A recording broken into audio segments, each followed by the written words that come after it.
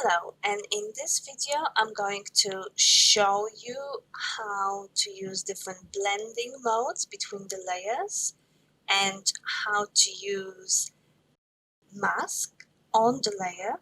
Also, we're going to look at some basic layer adjustments.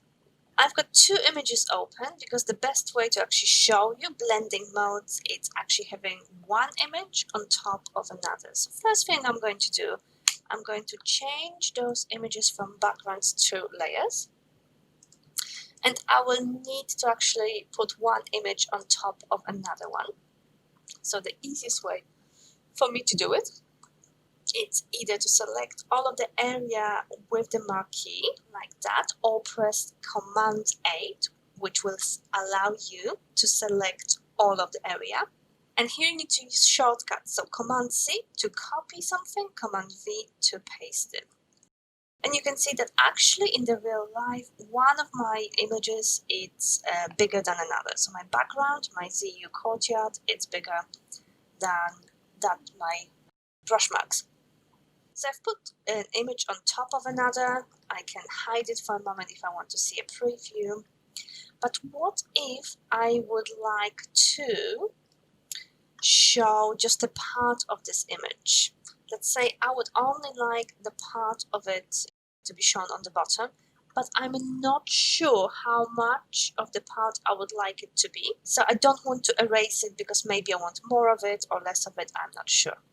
I can hide parts of my image by adding mask to it. So I've got my layer selected that I would like to mask part of it. And with that, I can go in my layers menu and click add layer mask to it. So at the moment in the image, nothing changed, but you can see that there is a white box next to my image. And that means that this image has got a mask. We mask an image using black and white. If something is on the layer mask, it's in white, it's going to be visible. If it's in black, it's going to be hidden. So you can see at the moment everything is in white on the mask, so everything is visible. But if I will take a brush and by using black, I will draw a line through that image, you're going to see that this image now it's hidden, and on my mask actually that line also appeared. And you can see if I continue drawing using black color, a little preview happens on my layer mask as well.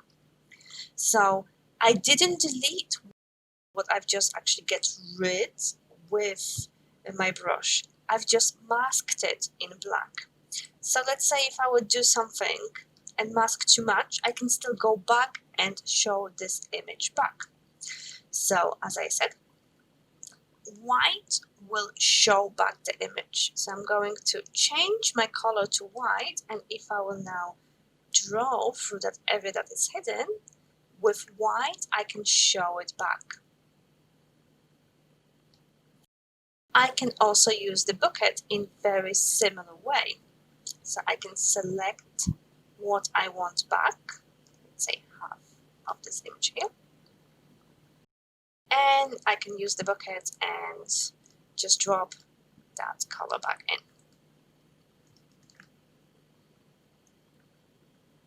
Okay. So this is a handy way of hiding something if we're not sure how much of it we actually want to show.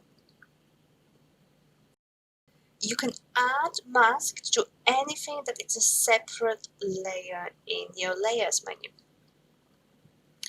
I'm going to bring all of my image back here, and I'm going to show you something else that I can do with that layer.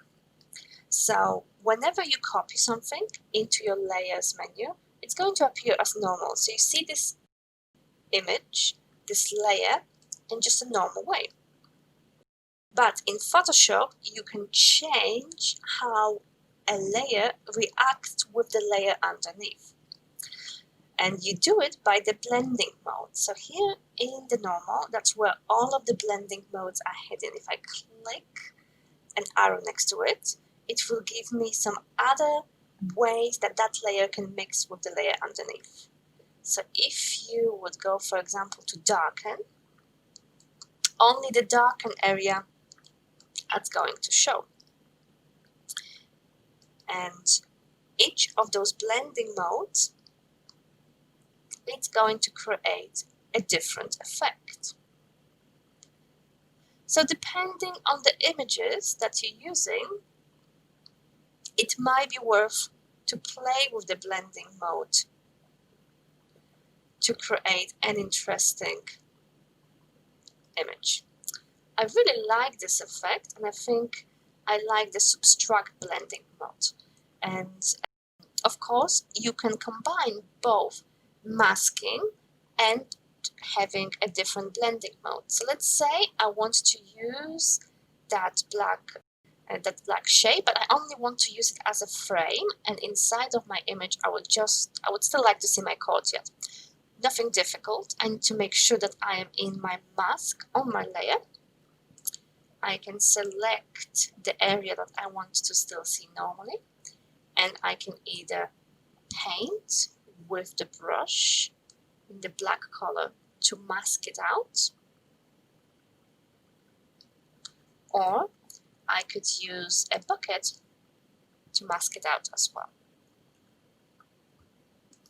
And using a mask allows me to go back on myself and change it. So let's say I like this effect, but I want the area inside to be a bit smaller. I want a bit more of the scratches, the black marks there.